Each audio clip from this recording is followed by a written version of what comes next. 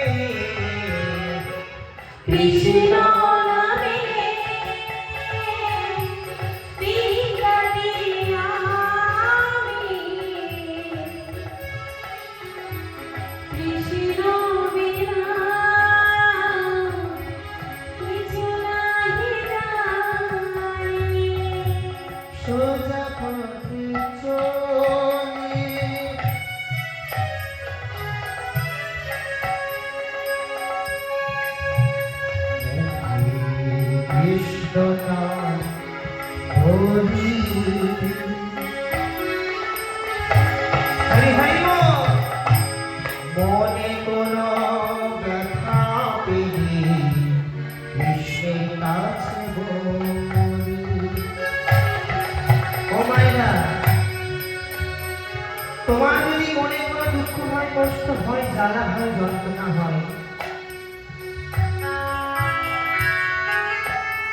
কি করবে জানো? এহ জগতের কোনো মানুষের কাছে তোমার দুঃখ প্রকাশ করো না। এহ জগতের মানুষ তোমার দুঃখের কথা শুনলে তোমার অসহায়তার কথা জানতে পারলে তোমার এই কষ্টের জায়গায় কিন্তু সে ফোঁটা দেওয়ার চেষ্টা করবে। কিন্তু তোমার যদি কোনো কষ্ট হয়, দুঃখ হয়, তুমি একজনের কাছে গিয়ে তোমার মনের কথা, কষ্টের কথা জানাও।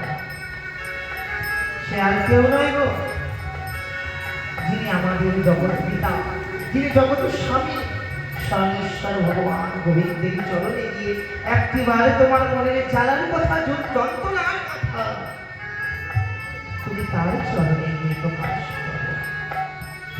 এই জগতের মানুষের মতো নয়, সে দেখবে তোমার কিন্তু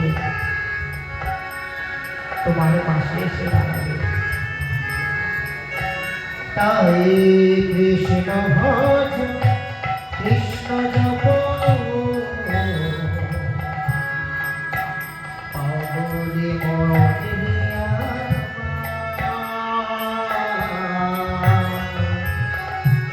কৃষ্ণ বিনা এ জগতে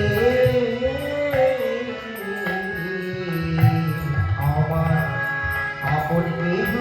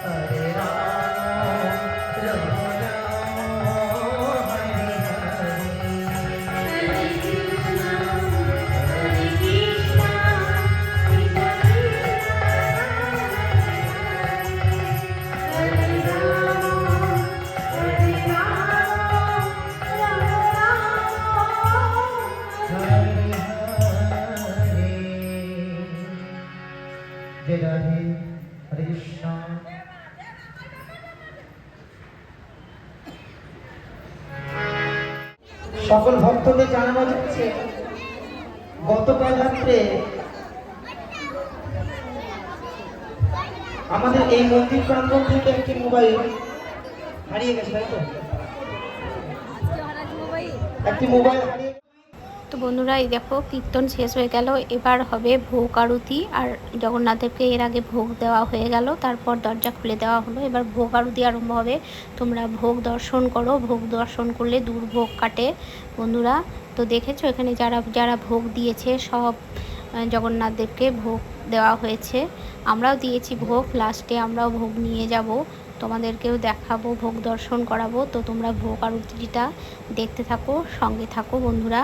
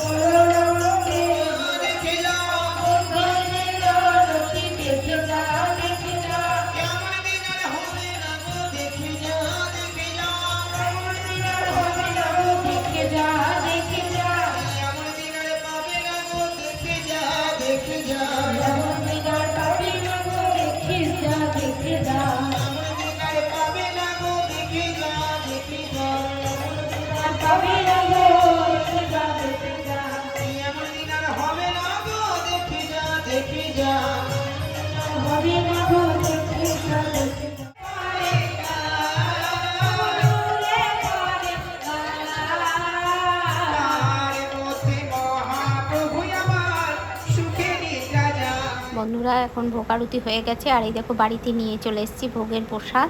এখন আমরা সবাই প্রসাদ গ্রহণ করব। তো বন্ধুরা তোমরা সবাই সুস্থ থাকো, ভালো থাকো ভোগ দর্শন করে।